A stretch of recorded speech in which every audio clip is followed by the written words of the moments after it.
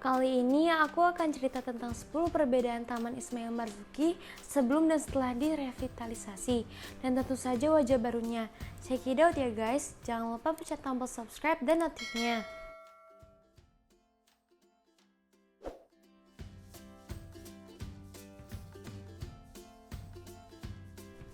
Assalamualaikum, keep cheers guys. Jadi Taman Ismail Marzuki itu adalah pusat kesenian dan kebudayaan yang terletak di Jakarta Pusat.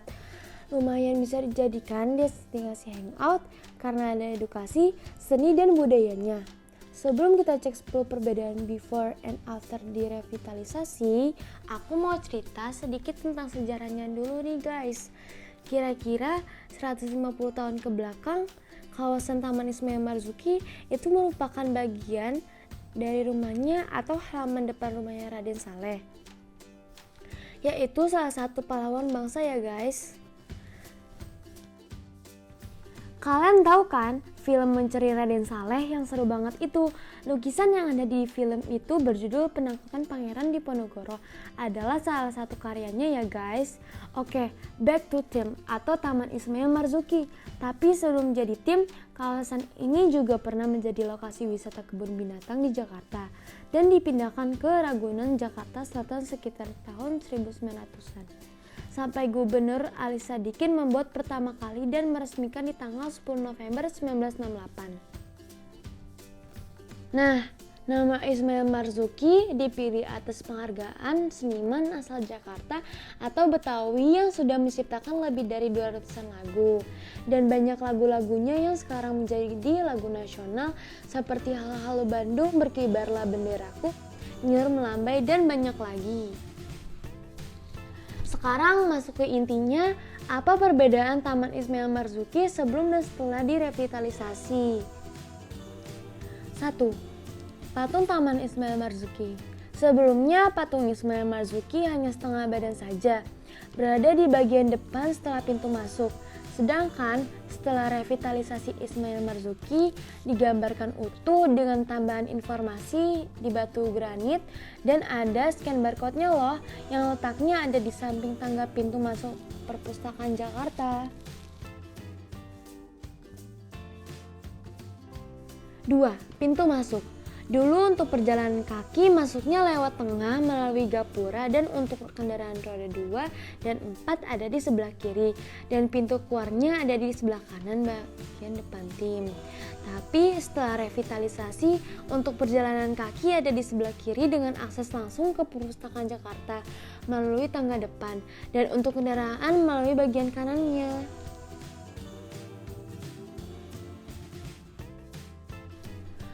3. Lokasi parkir. Dulu semua kendaraan diparkir berdasarkan area yang dikunjungi.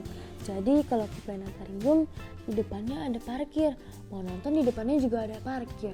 Jadi agak berantakan ya. Tapi setelah direvitalisasi, parkirannya dipusatkan pada satu lahan parkir di basement yang lumayan luas. Untuk pintu masuk dan keluarnya ada di bagian kanan ya guys.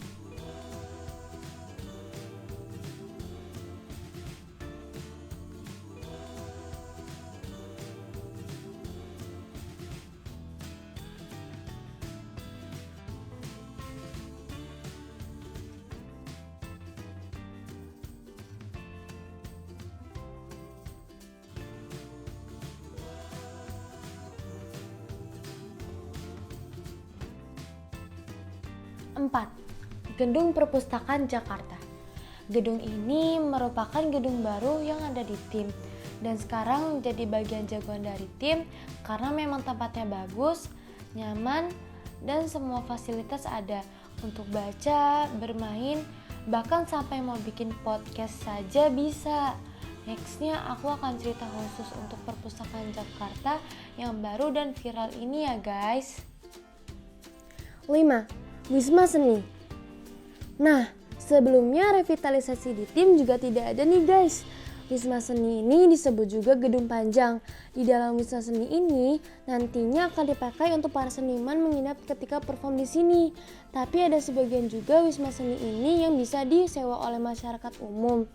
Seni ini berada di lantai 8 sampai lantai 12 Dengan luas area 439 meter persegi, Wisma Seni memiliki 139 unit kamar. 6. Planetarium.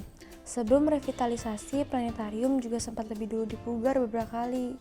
Di tempat ini, selain ada ruang display mengenai antariksa, juga ada ruang sky show, di mana kita bisa diajak warsa keliling-keliling angkasa oleh pemandu selama 40 menit sampai 1 jam. Sayangnya sampai sekarang masih tahap renovasi. Mudah-mudahan di tahun ini bisa selesai ya guys, supaya kita bisa nonton langit lagi sambil belajar di sana. 7. IKJ, Institut Kesenian Jakarta. Di bagian belakang dari tim ada Institut Kesenian Jakarta. Banyak seniman-seniman Indonesia yang belajar di kampus ini. Cinema Eksekson dan Geraha Bakti Budaya. Sebelum revitalisasi, Cinema Eksekson juga ada di bagian belakang Taman Ismail Marzuki, tapi sekarang sudah tutup permanen. Sedangkan Geraha Bakti Budaya yang memang tempat tampil seniman-seniman menjadi jauh lebih cantik gedungnya, lebih besar dan nyaman. 9. Masjid Amir Hamzah.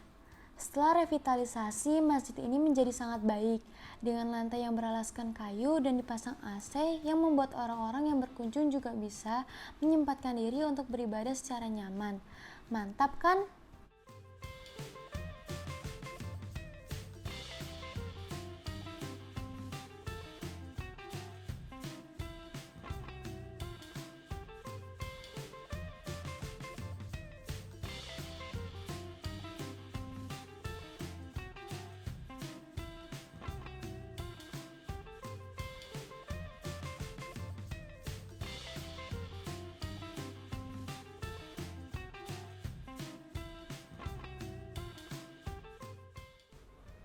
Sepuluh. Kantor Pemadam Kebakaran Jakarta Pusat. Ya, yang terakhir adalah lokasi pemadam kebakaran Jakarta Pusat yang memang dari dulu bertempat di Taman Ismail Marzuki, di mana sekarang posisinya berada di bawah ruang terbuka Taman Ismail Marzuki.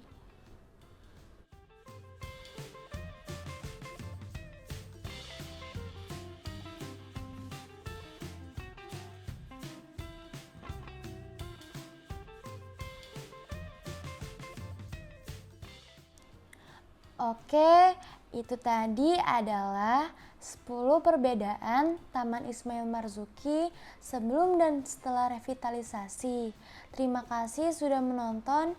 See you in my next video. Keep cheers guys. Bye.